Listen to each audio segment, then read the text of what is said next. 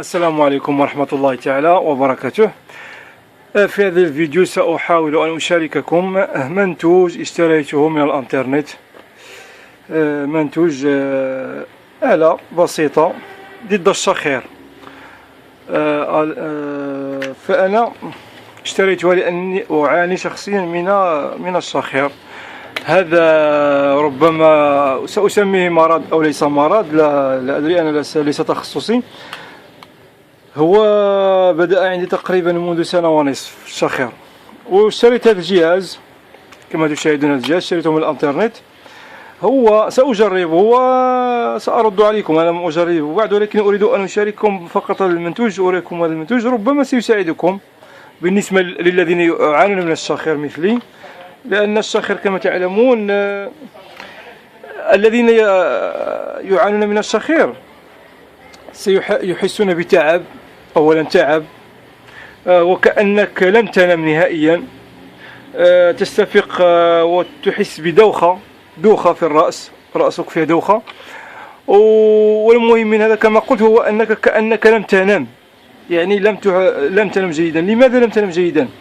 مشكل الشخير كما تعلمون هو كما يوضحون في هذه الصورة، الفك السفلي للإنسان.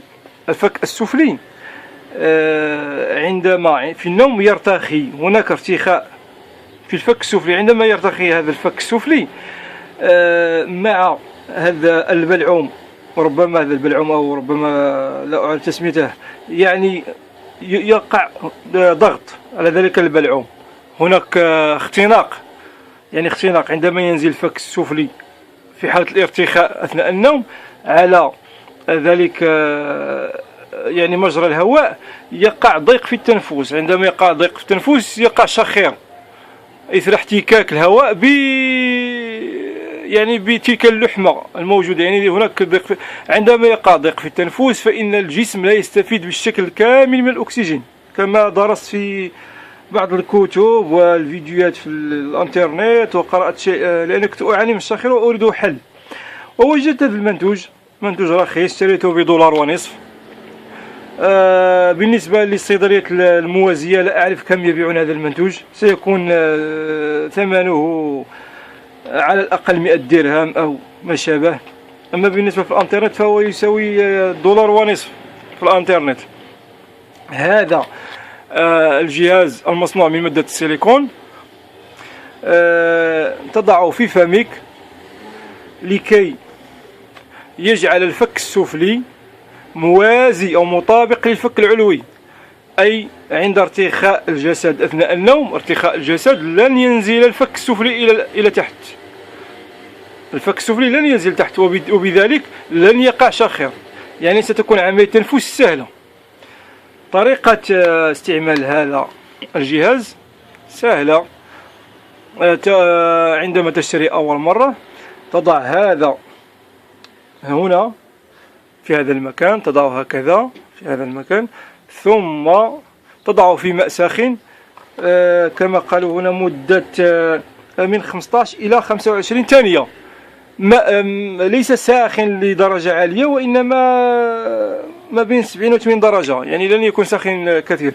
عندما تحس بأنه ارتخى هذا السيليكون تضعه في فمك، ثم تطبق عليه أسنانك العليا والسفلى، تطبق عليه حتى يكون هناك، حتى تحس بأن أسنانك أصبحت، يعني هناك أصبح مكان جديد لأسنانك هنا وسط هذا السيليكون هذا.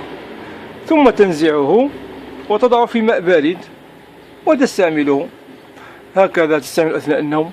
أتمنى أن يكون هذا الفيديو أعجبكم، وأتمنى الشفاء لكل مريض يعاني من أي مرض.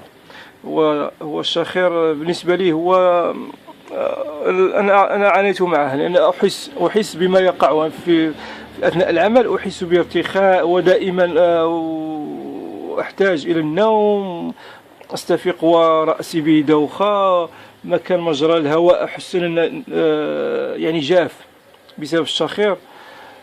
هذا كل شيء، وأتمنى كما قلت الشفاء للجميع، وإلى اللقاء في فيديو لاحق إن شاء الله.